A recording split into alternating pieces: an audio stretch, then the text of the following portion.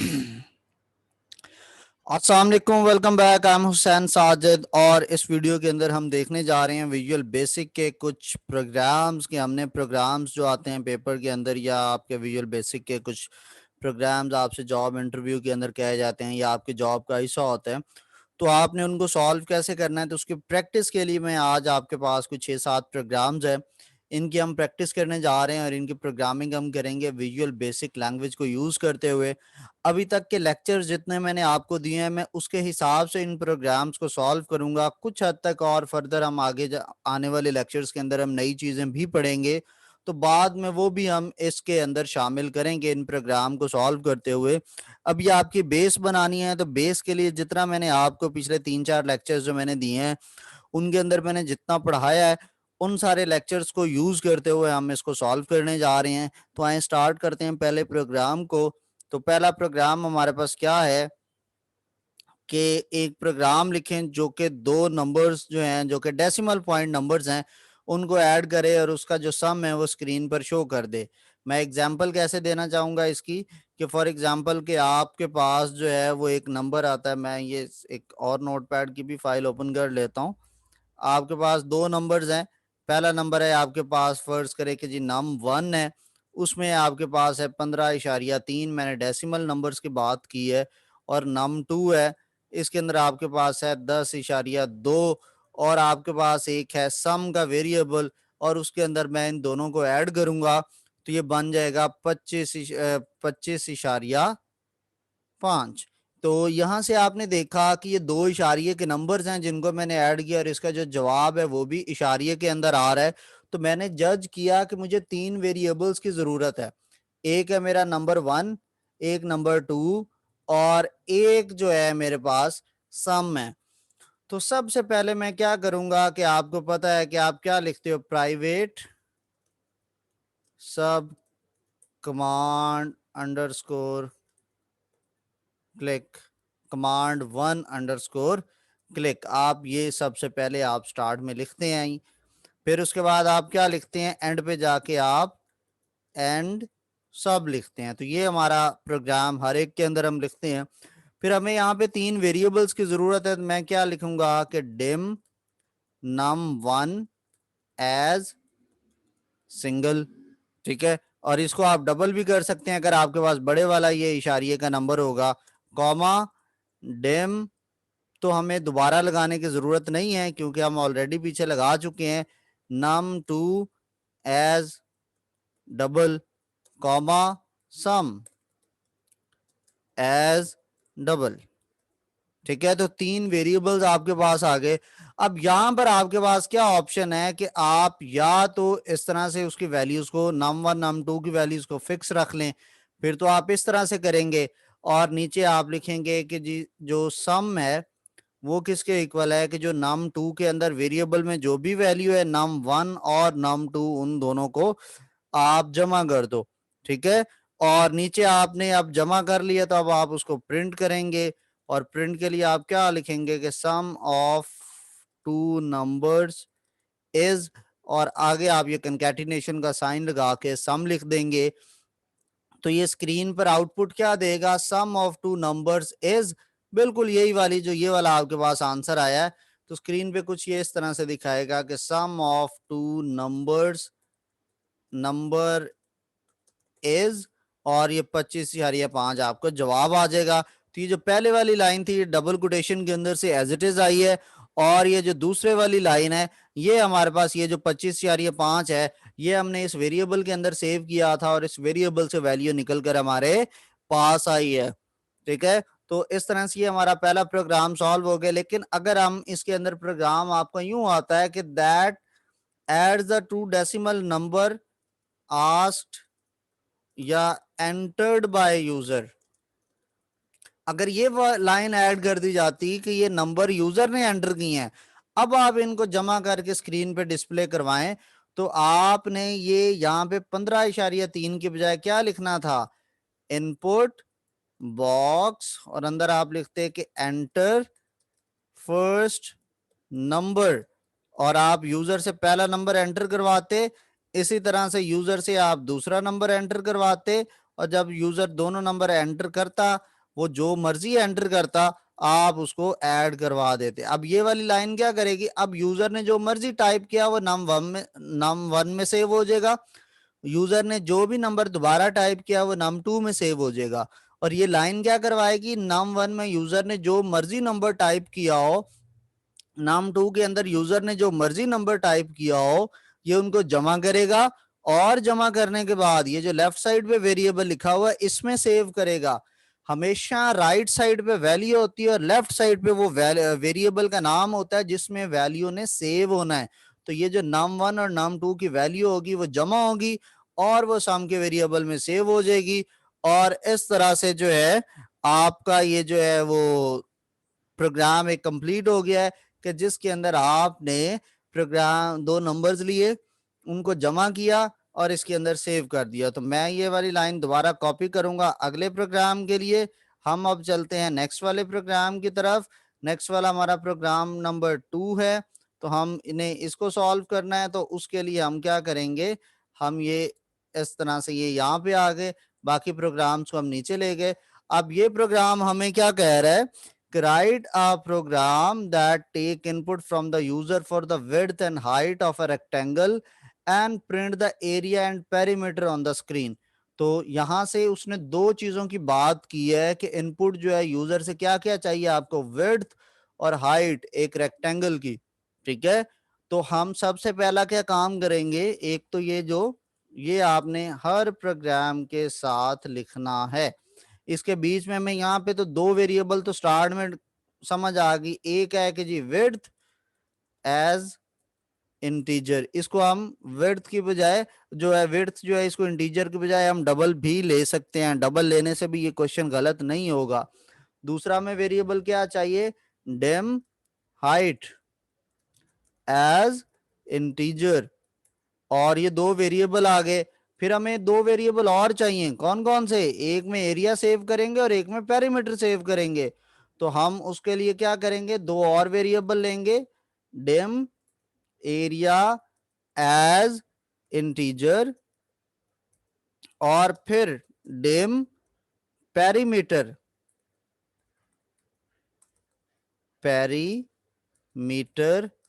As integer. अब यहाँ पे कुछ स्टूडेंट्स क्या गलती करते हैं कि वो डिम के बाद ये एज इंटीजर एक ही बार लिखते हैं, एंड पे दरमियान में कॉमे लगाते जाते हैं।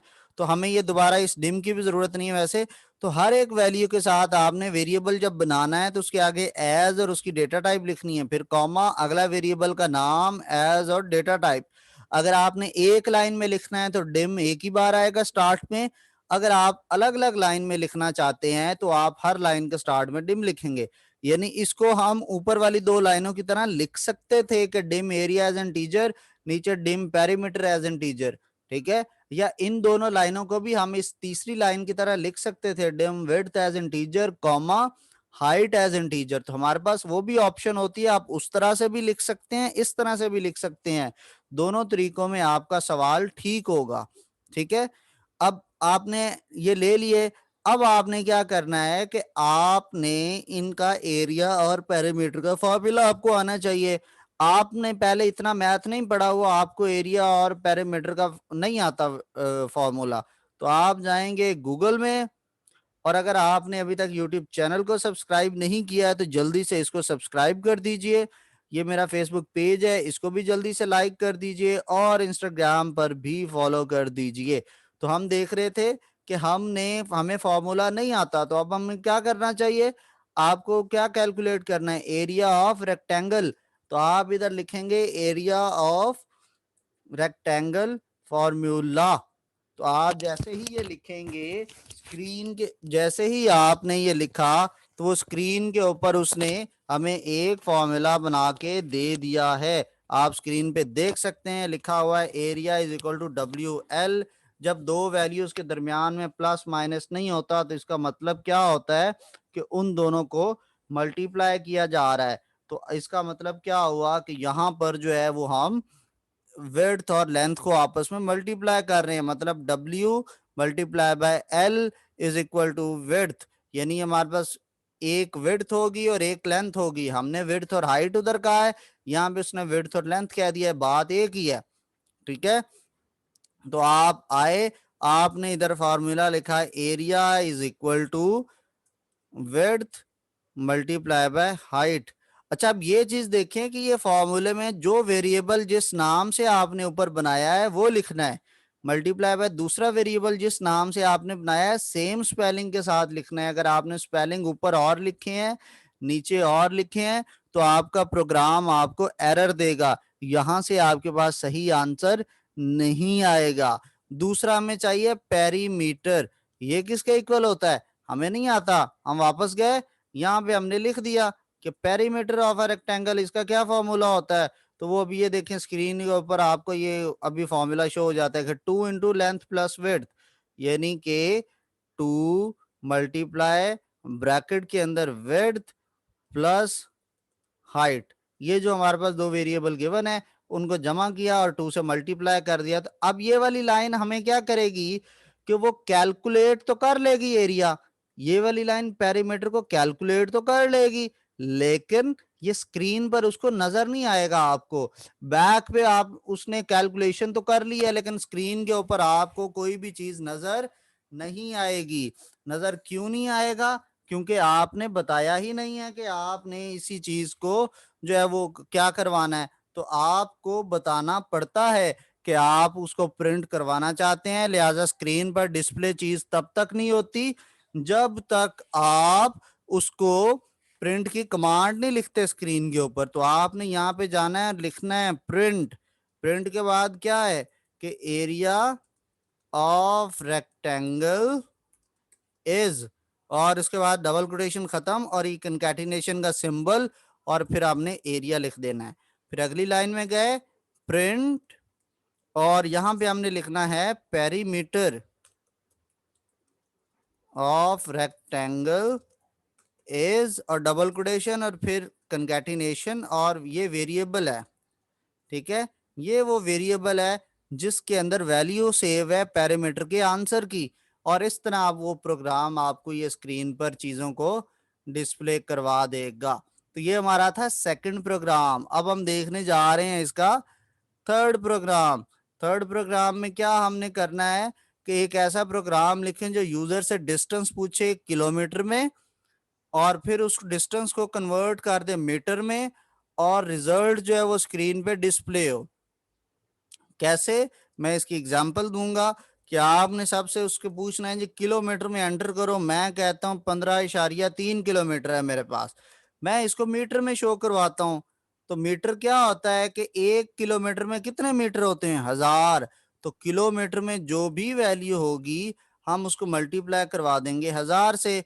तो जब इसको 15.3 को 1000 से मल्टीप्लाई करेगा तो ये शो कर देगा हमें 15300, 15,300 किलोमीटर, ठीक है। मीटर के अंदर वो कैलकुलेशन। तो हमें सबसे पहले चाहिए दो वेरिएबल चाहिए, एक किलोमीटर एक मीटर। किलोमीटर क्यों चाहिए, क्योंकि हमने यूजर से पूछना है कि किलोमीटर के अंदर हमें जो है वो डिस्टेंस बताओ, और फिर हमने उसको कन्वर्ट करने के बाद जवाब किसी वेरिएबल में सेव करना है और वो जवाब हमारा मीटर में होगा।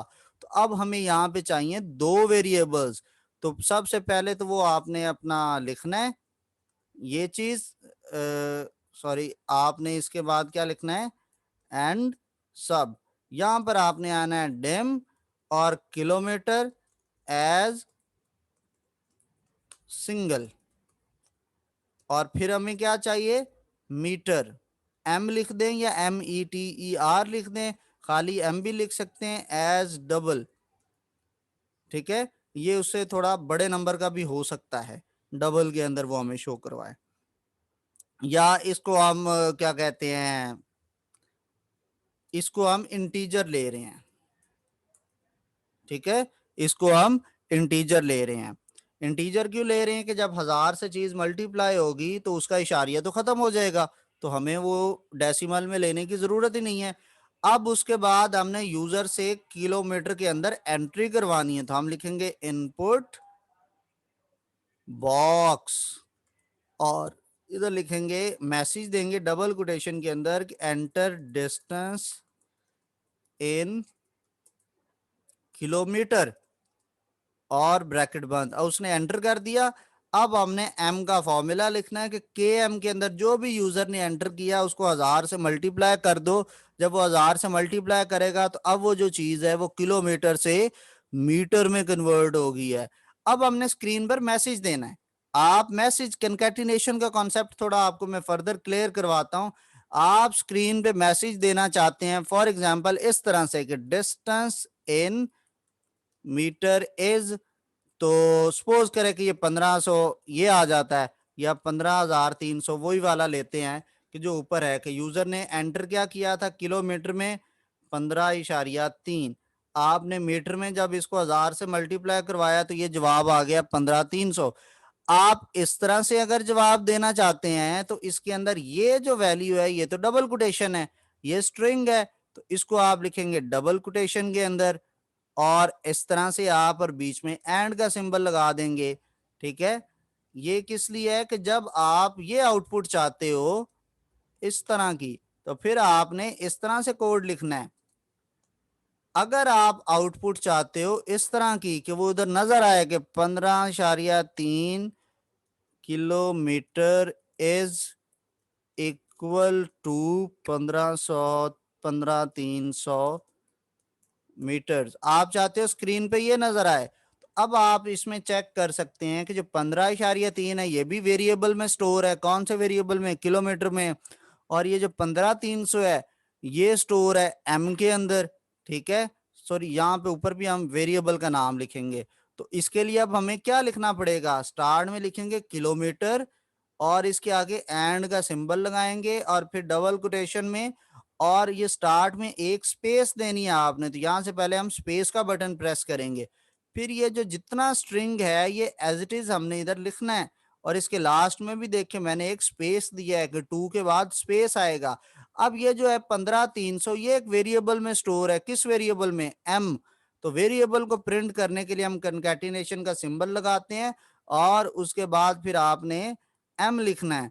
और एम के बाद मुझे ये वाली स्ट्रिंग दोबारा प्रिंट करवानी है तो मैं फिर एक बार एंड का सिंबल लगाऊंगा और डबल कोटेशन में स्पेस देके मैं ये मीटर लिखूंगा और डॉट लिखूंगा और डबल कोटेशन बंद कर दूंगा।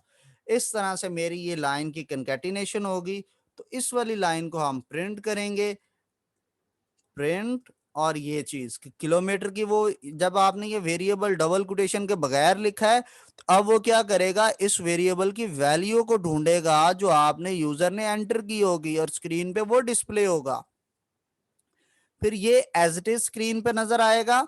फिर एम के अंदर जो कैलकुलेशन होगी कि मीटर को जब आप 1000 से मल्टीप्लाई करेंगे किलोमीटर की वैल्यू को तो वो मीटर में कन्वर्ट हो जाएगी और वो वाली वैल्यू यहाँ पे आएगी। और उसके बाद फिर आप चाहते हो कि एंड पे डॉट मीटर्स आए तो आप ये फिर डबल कोटेशन में कंकैटिनेट करके उसको लिखोगे। तो इस तरह से ये वाला प्रोग्राम भी हमारा सॉल्व हो गया है। अब मैं इसको फिर कॉपी कर रहा हूं ताकि अगले प्रोग्राम को हम सॉल्व कर सकें। अगला जो हमारा प्रोग्राम है वो हमारा है इसके ऊपर कि हमने दो नंबर्स को इनपुट करवानी है और उनकी वैल्यूज को एक्सचेंज करना है। ठीक है, और बिफोर एंड आफ्टर एक्सचेंज हमने उसकी वैल्यू को स्टोर डिस्प्ले भी करवाना है स्क्रीन पे। तो पहले तो हमें चाहिए दो वेरिएबल्स। तो उसके लिए हम क्या करेंगे कि उसके लिए हम दो वेरिएबल्स बनाएंगे कि dim num1 as integer, num2 as integer. हमने दो वेरिएबल्स बना लिए। अब हमने क्या करना है? अब मैं यहाँ पे आपको एग्जांपल देता हूं। आपके पास दो गिलास हैं, एक गिलास के अंदर एप्पल का जूस है और एक गिलास के अंदर मैंगो का जूस है। मैं आपको कहता हूं कि जी आप जो मैंगो वाला गिलास है उसमें एप्पल का जूस डालो और जो एप्पल वाला गिलास है उसमें मैंगो का जूस डालो। या आपके पास एक शीशे वाला ग्लास था और एक आपके पास प्लास्टिक वाला या स्टील वाला ग्लास था। तो आप जो है वो स्टील वाले ग्लास के अंदर जो है आपने मैंगो शेक डाल दिया और शीशे वाले के अंदर आपने एप्पल शेक डाल दिया है। अब आपसे कहा जाता है कि ये तो जो मैंगो वाला ग्लास है ये हमने वो किसी बड़े बंदे के पास भेजना था और स्टील का गिलास भेजना अच्छी बात नहीं है, तो आप जो है ना इस शीशे वाले गिलास के अंदर इसको डालें मैंगो जूस को, और ये जो स्टील वाला गिलास है ये घर वालों ने ही पीना है। तो इसके अंदर आप जो है वो एप्पल शेक डाल दो, ताकि घर वाले स्टील वाले में पी लेंगे और वो जो मेहमान है उसको हम शीशे वाले गिलास में देते हैं। अब लेकिन आपने तो उल्टा डाल दिया है कि जो मेहमान को देना था उसमें जो घर वालों ने चीज पीनी है एप्पल शेक वो डाल दिया है, और जिस गिलास में घर वालों ने पीना था उसमें मेहमान के लिए आपने डाल दिया है। तो अब आपने वो दोबारा उनको बदलना है। तो आप क्या करोगे, आप एक तीसरा खाली गिलास लेंगे और उस खाली गिलास के अंदर किसी एक को रखवा देंगे। यानी एक गिलास ए है, इसमें है मैंगो, गिलास बी है, ठीक है, इसके अंदर जो है वो हमारे पास है एप्पल। तो आप एक ग्लास सी लेते हो और ग्लास सी के अंदर मैंगो आप डाल देते हो। तो अब आपका जो ग्लास ए है, ग्लास ए क्या बन गया अब, एम्प्टी, कि ग्लास ए अब खाली हो गया। अब चूंकि ग्लास ए खाली है तो हम ए को इक्वल बी करेंगे। जब ए इक्वल बी करेंगे तो बी की वैल्यू ए में चली जाएगी, यानी आपने बी के अंदर जो कुछ था एप्पल वो आपने ए वाले गिलास में डाल दिया है। तो अब ए के गिलास में क्या आ गया है, मैंगो। जब ए के गिलास में मैंगो आपने डाला है, सॉरी ए के गिलास में आपने एप्पल डाल दिया है, तो अब आपके पास एप्पल वाला जो बी ग्लास है वो एम्प्टी हो गया है। अब बी को आपने एम्प्टी कर दिया है, और अब आप क्या करेंगे कि इस बी के अंदर आप वापस जो है वो मैंगो को डाल देंगे। तो अब आप नोट करें कि आपके पास जो है ए है वो इक्वल टू एप्पल हो चुका है, और जो बी है वो इक्वल टू मैंगो हो चुका है। और स्टार्ट में क्या था, स्टार्टिंग में जो था वो ए के अंदर जो था वो मैंगो था और बी के अंदर एप्पल था। और अब आपने क्या किया है, ए के अंदर एप्पल आ गया और बी के अंदर मैंगो आ गया। तो इसका मतलब इसके अंदर जो स्टार्टिंग में वैल्यूज थी अब आपने वो एक्सचेंज कर दी हैं। तो ये काम हमने करना है इस प्रोग्राम के अंदर। मैं बिल्कुल इसी तरह से इनको क्या करता हूं, मैं इसी जगह पे इसके सामने मैं चेंजिंग करता हूं, आपको ये नजर भी आए, मैं ताकि आपको दोनों चीजें नजर आती रहें, मैं इस तरह से ना इनको एडजस्ट करता हूं।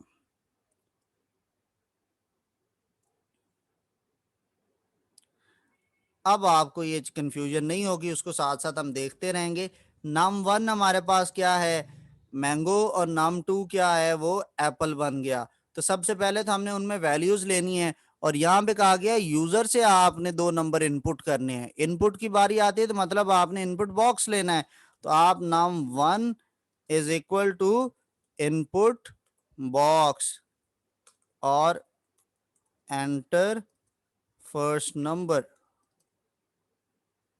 नम टू इक्वल, और इसी को हम कॉपी कर लेते हैं और एंटर, सेकंड नंबर हो गया ये। अब हो गया ये नंबर एंटर। अब मुझे क्या करवाना है, मुझे एक थर्ड ग्लास लेना है जो कि खाली था इनिशियल में। तो मैं इधर से एक और वेरिएबल ले रहा हूं जिसको मैंने कह दिया है एम्प्टी। मैं एक खाली ग्लास ले आया हूं, एक एम्प्टी ग्लास आपने एक्स्ट्रा ले लिया है और इसको भी आपने एज इंटीजर कर दिया है।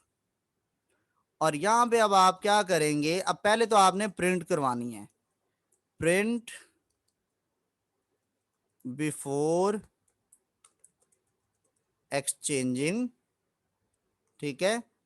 ये अभी हम बिफोर एक्सचेंजिंग कर रहे हैं तो हम पहले करेंगे कि नाम, या हम लिखेंगे कि फर्स्ट नंबर इज, और यहां पर हम क्या लगा देंगे कंकैटिनेशन के साथ नम वन, और इसी को ही आपने कॉपी किया और इधर आ गया नम टू। ये क्या बना हमारे पास, सेकंड नंबर, तो इसको भी आपने इधर लिख दिया, ठीक है। अब हमारे पास ये first second number before exchanging हमने स्क्रीन पे डिस्प्ले करवा दिए। अब हमने क्या करना है कि हमने वो जो एम्प्टी एक ग्लास लिया है उसको यूज करेंगे, ठीक है। और हमने क्या करना है कि हम यहाँ पे सबसे पहले को क्या करेंगे कि जो एम्प्टी था उसमें नाम वन रखवा दिया, ठीक है। और अब नम वन हमने जब एम्प्टी में रखवाया तब नम वन खाली हो गया है, तो नम वन के अंदर हमने रखवा दिया नम टू को। जब नम टू नम वन में चला गया तो अब नम टू खाली हो गया है, तो ये जो नम टू है इसमें हम वापस एम्प्टी वाला ग्लास जो है वो इसमें डाल देंगे। और इस तरह से क्या होगा कि नम वन में तो नम टू चला गया है और num2 में ना एम्प्टी मतलब num1 आया है। और अब हम इसी तरह से ये आफ्टर एक्सचेंजिंग उसको प्रिंट करवा देंगे और वैल्यूज बदल चुकी होंगी। ठीक है, आपने ये वैल्यूज को बदल दिया after exchanging and before exchanging. So इस तरह से हमारे पास ये प्रोग्राम सॉल्व होता है कि वैल्यूज जो हैं वो वेरिएबल की आपस में हमने बदल दी हैं। तो ये हमने 4 प्रोग्राम इस वीडियो के अंदर देखे हैं। आप इनकी प्रैक्टिस करें, इनको अच्छे से समझें। रिमेनिंग इसी तरह से मैं अगली 1-2 वीडियोस के अंदर मजीद आपको इस तरह के बेसिक जो हैं 10-15 प्रोग्राम और करवाऊंगा। इंशाल्लाह मैं ये 4-4 5-5 प्रोग्राम की एक वीडियो बनाता रहूंगा और वो मैं आपके साथ टाइम के साथ साथ शेयर करता रहूंगा ताकि आपकी बेसिक प्रोग्रामिंग स्किल को अच्छी हो। फिर हम चलेंगे आगे, कंडीशनल स्टेटमेंट्स आती हैं और उनको हम देखेंगे कि इफ एल्स किस तरह से होती है। आप कंडीशन को देखते हो और कंडीशन ट्रू होती है तो आप क्या करते हो, फॉल्स होती है तो क्या करते हैं। तो इंशाल्लाह ये हम अगली वीडियोस के अंदर इनको देखेंगे। अगर आपने अभी तक चैनल को सब्सक्राइब नहीं किया तो हुसैन साजिद ऑफिशियल को सब्सक्राइब कीजिए। ये मेरा फेसबुक पेज है, इसको लाजमी लाइक कीजिए और इंस्टाग्राम पर भी मुझे लाजमी फॉलो कीजिए। इंशाल्लाह आपसे जो है वो अगली वीडियो में मुलाकात होती है। तब तक अल्लाह हाफिज।